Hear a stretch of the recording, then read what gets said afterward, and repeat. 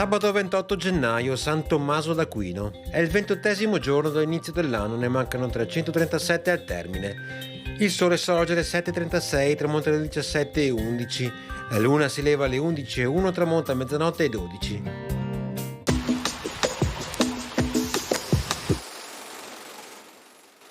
Con l'impegno di pagare 10.000 fiorini l'anno per 50 anni ai Visconti di Milano, Padova ritorna in possesso dei Carraresi, con il beneplacito dei veneziani. Infatti, il successivo 24 novembre, Francesco Novello da Carrara viene addirittura iscritto alla nobiltà veneziana.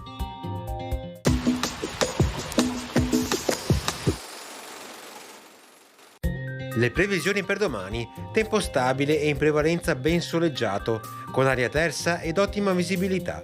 A fine giornata ingresso di sottili nubi alte, precipitazioni assenti, temperature senza notevoli variazioni in pianura, in lieve aumento in quota, in diminuzione nelle valli, salvo stazionarietà delle massime.